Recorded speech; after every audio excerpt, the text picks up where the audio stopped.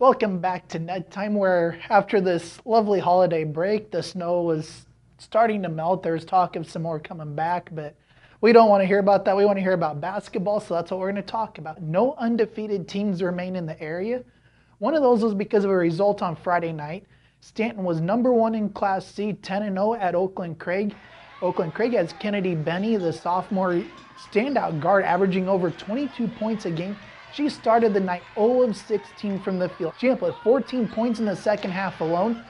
Stanton is still second in the power points though, but the Knights came away with a 36-30 win, and here's what that sophomore guard Benne had to say after the win. It's huge, power points wise, and then just some Steve had 2 losses at the beginning that we shouldn't have lost, and we're still kind of dreading, and that we lost those, so we wanted to get a big one tonight. Talking with Coach Joe Anderson over at Oakland-Craig, even he was quite blunt to admit, he didn't know quite what to expect out of the team coming into the season. At this point in the year, they probably exceeded a little bit where I thought we'd be. I knew it would take a little bit of time, but they've exceeded that. But, they set some high goals. There's a poster in that locker room. There's some pretty darn high goals that I said, you know what, if we're going to achieve those, we're going to have to work pretty hard. And they bought in. Another game that was last week, Boyd County headed over to Santee.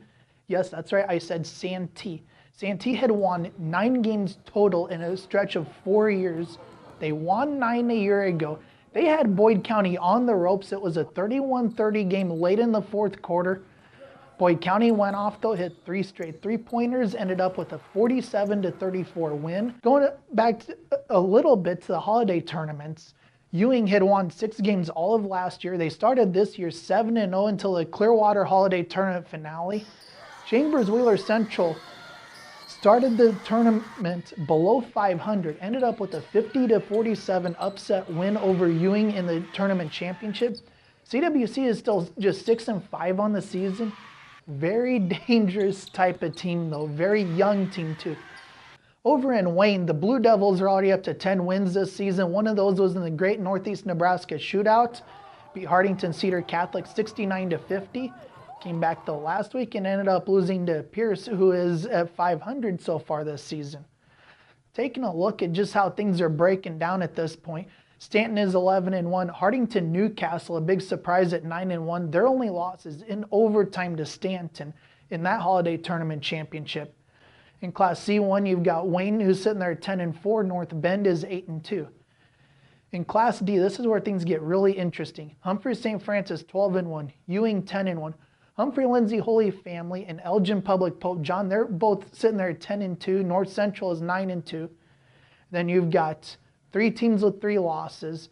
3 more teams with just 4 losses on the year.